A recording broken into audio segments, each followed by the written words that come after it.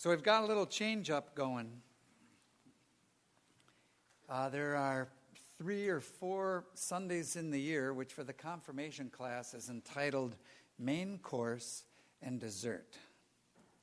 Main course means that the sermon of the day is going to be preached on a subject that they're going to talk about in confirmation class, which is dessert following the main course. So, thank you, confirmands. There will not be a test at the end of church today. But you do have to fill out your forms. But you do. Get muffins. So here we are in the book of Job. Job lives in a time when everyone believes that God is a being out there somewhere who is measuring our goodness and badness. In old language, they call the goodness righteousness. And they believe that if something good is happening in your life, then God has rewarded you. But if something bad has happened in your life, then God is punishing you. Therefore, everyone knew who God favored and who God was punishing by the plight of their lives. If all was well with you, then God liked the way you were living. But if there was a tragedy, then God was upset with you. The book of Job is a story, not to be taken literally, that challenges this idea. May come as a surprise to you, but the Bible does not present simply one view of God. The Bible, in fact, is a conversation about many different views of God. And this particular book, Job, is having a conversation with the book of Proverbs. In the book of Proverbs, the proverbial wisdom, it promises you if you keep to it, that do these particular things, then these particular things will happen. What's the proverb I said? Early to bed and early to rise makes one healthy, wealthy, and wise. I know a lot of poor people that get up early. So it ain't necessarily true. But the book of Proverbs has that feel about it, that faith is following a formula. And here's the book of Job, which is just coming right in its face and challenging it. And Job's the guy to do it, because Job is a righteous man. And everybody knows that he's a righteous man because he's got lots of fields, and he's got lots of herds, and he's got lots of buildings, and he's got lots of children. So he is a very wealthy man, and therefore he is very righteous. And God has rewarded him with all of these things. And Job believes this too. And at the beginning of the book, in the prologue of the book, he actually, he's so righteous that he goes and he makes sacrifices to God on behalf of his children in case they screw up in some way, which of course, they're kids, they're children, that's what they're going to do. But he's trying to use kind of the shadow of his righteousness to bear some control over God and over them. Don't punish them, God, you know. So he believes the same thing that everybody else believes until all of this is taken away from him. He loses his herds, his buildings, his fields, and all of his children die. And he himself gets sick and ends up sitting on the ash heap of his life with boils all over his body. Now, what's he going to do? Well, his mother says, Freudian slip. His wife says to him, curse God and die. But he doesn't do that. He believes that maybe God, he's beginning to believe that maybe God is not the God that they thought God was. So he doesn't do that. And then he has 3 friends that come to him. With friends like these, who needs enemies? These friends come to him and they say to him, Job, you did something wrong, buddy. Job says, no, I didn't do anything wrong. Oh yeah, you sinned. Badly, real badly. Oh no, I haven't done anything wrong. Well, why else would you have lost everything? That's the way it works with God, you know. But he trusts his own experience. And he says, I have done nothing wrong.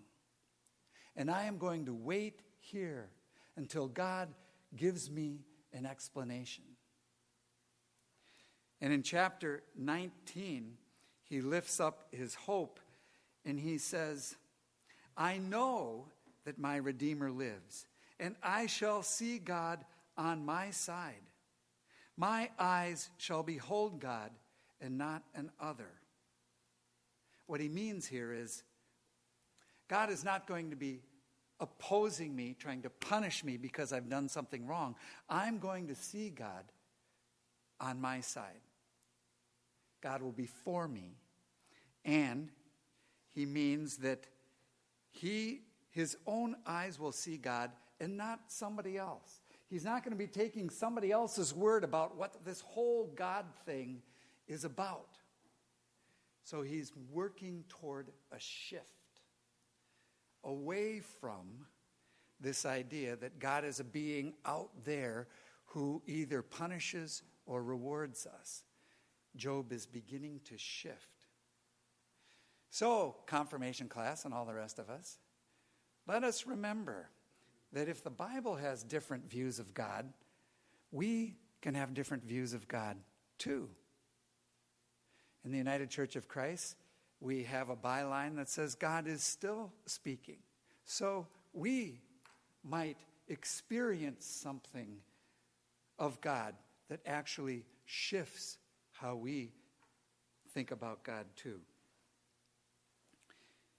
So, the problem is for us, of course, that often we don't rely on our own experience. It's easier to believe what somebody else with some authority says.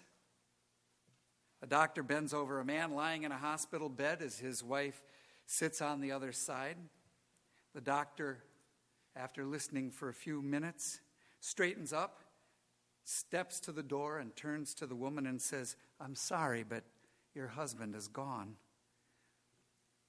And then in a feeble voice that only the wife can hear, the husband whispers, no, I'm alive. And his wife answers him, what do you know? You're no doctor. This is a struggle for us. See, we tend to believe external authority rather than our own experience.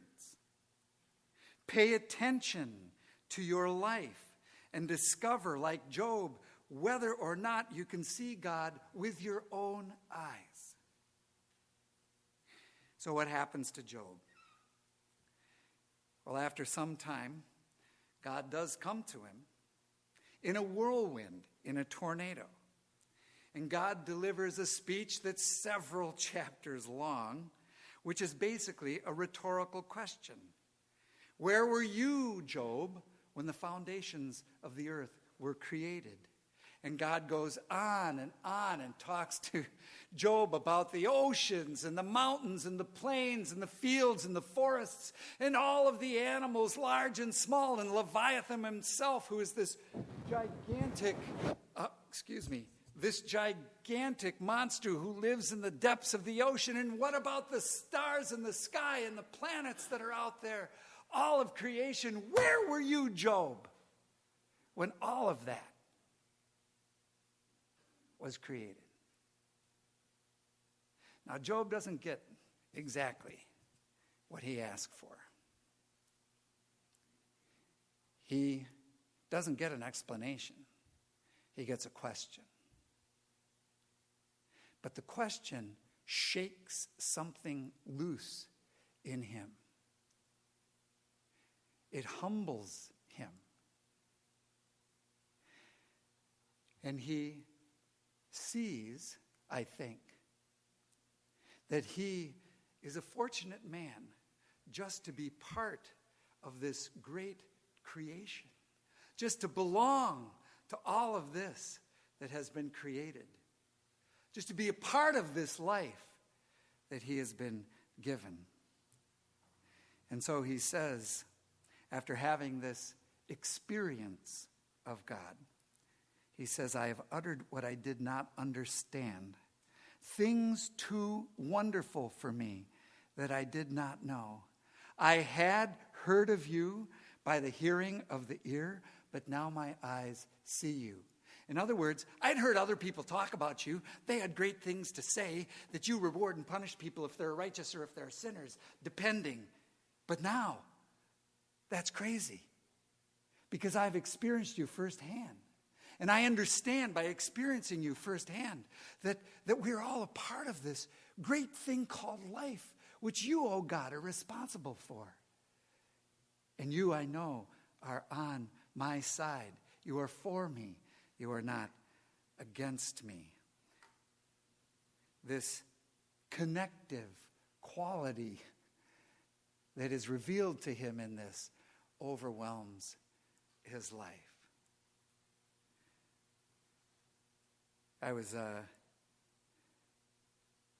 It's not an easy thing to accept, I think, that God is for us. We all have this judge inside. And we believe we project this judge out onto God. You've probably heard the story of a church in New York in the 70s, back when, there were several hippies on every street corner. And this particular church was a quite wealthy church, hoity-toity, high level. The ushers wore tuxes. And the people who came to worship there were very wealthy. And one Sunday morning, the place was packed. And during the first hymn, a fellow comes in off the street who is obviously not very wealthy, but looks like one of those runaway kids in tattered clothes. Looks like somebody who is trying to live the hippie life, but not having much success at it. And this fellow started walking down this beautifully polished stone aisle in the middle of the church, looking for a place to sit. But the place was packed, and people, when they saw who he was, kind of turned away from him as they were singing. And he made his way up to the middle of the church, and there were no seats there. And he made his way up to the front of the church, and there were no seats there. So finally, all the way to the front, right there in front of the banister, he just sat down, right on the floor. Everybody sat down from the hymn. Whatever was going on up front was going on up front. And the head usher, in his tux, saw what had happened and decided that he was going to take care of this. And so he walks down the aisle step by step. Everybody in the place is thinking, yep, get rid of him.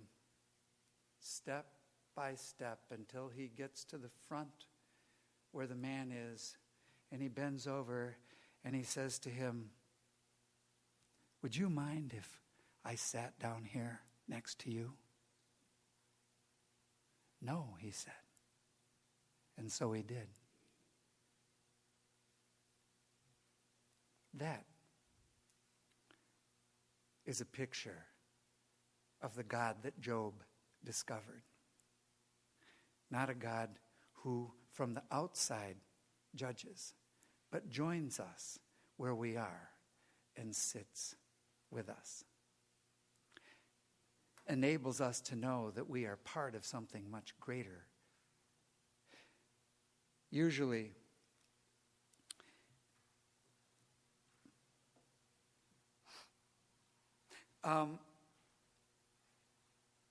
we didn't read the very last part of the book, so I'll just give it to you quickly. In the last part of the book, Job gets everything back, gets his inheritance and his kids, or gets his fields and his buildings and his herds. All that comes back. And I used to think that, this is ridiculous. What a dumb ending to the story. He gets everything back. And some scholars believe that we should just throw out the ending because they think some later editor was trying to sweeten it up. However, he is different in the end. He is empowered to be a different person. And in the very end, he changes his behavior. Where at the beginning, he had made sacrifices to God, trying to control God into how God would respond to his children. Now what he does is when he gets all of this stuff back, he gives his inheritance while he is still alive away to his children. And not only does he give it to his sons, he gives it to his daughters. Who ever heard of that? It wasn't done in those days. He has broken the mold altogether. He has been empowered by this experience because he's paid attention in his life to see if he might see God with his own eyes, to experience God. And with that, he has felt the humility of belonging to this larger creation. And from that humility and God being on his side, he has been empowered to be the kind of father and the kind of person that gives his inheritance away without trying to control. At the end of his life, Carl Jung, the great psychologist, was asked if he believed in God. And he said, I don't know if I believe in God, but all of my life, there has been something much stronger than me that has gripped me. And while I may not believe in God, I know God right here. That's where we're headed. That's what we want. We want to know God.